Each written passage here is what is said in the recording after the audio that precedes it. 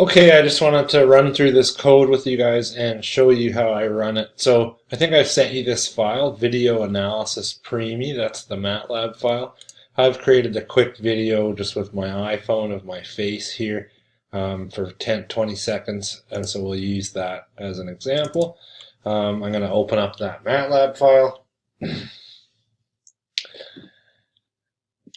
and wait for the script to load, and then I'm going to run it, and it's going to allow me to select the file. So if I run it, it starts in the folder where it was run from, so you can go to a different folder and select a different file, but select that file. And now it brings up I believe it's the first frame. Oh no, it's the 100th frame or the 10th frame, and you can change which frame it uses, but it brings up a random frame, and then you can select a segment of the image. So I'm going to select this big area in the forehead because there's not going to be much other information besides the color of the skin. And I'm going to select that box, and then it's going to run through every frame of the video, and that's going to take a while, and you can see that happening in MATLAB right here. So it's going to go through each frame, and on each frame it's going to average the red, green, and blue values within that box.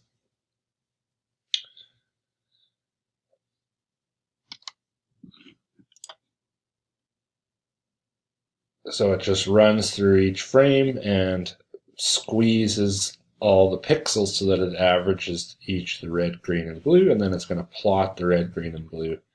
It's going to do a filtering of those time series between these two, a bandpass filter, and it's going to run an FFT as well. And so here you can see the output is the raw data that changes over time, so you can even zoom in on the green trace, which is usually the strongest, and you can see this nice clear pulse from my face. And then here's the filtered version in which you can see for all three signals these strong pulses. And then you run the FFT, and you can get out the peak of these FFTs and find the heart rate.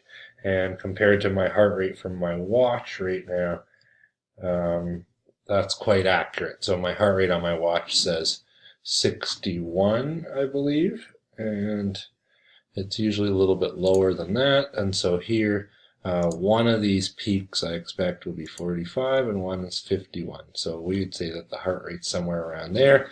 Obviously, you'd want a longer series of data to get more resolution and frequency here, and you might average over multiple instances.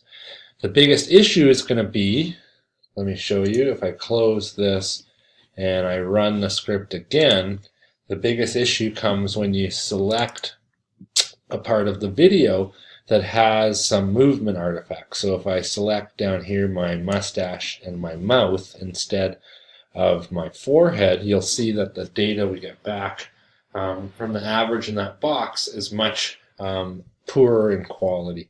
And so this is a big problem with these preemies and piglets, is that they move around a lot. The physicians and the researchers in the room move around and cause big shadows and artifacts in the movie that aren't necessarily from the heart. They're from other light sources and changes in the objects the lights are bouncing off of.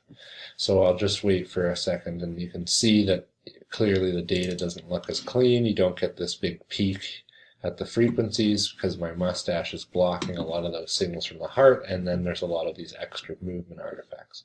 So no amount of filtering seems to be able to fix some of those artifacts.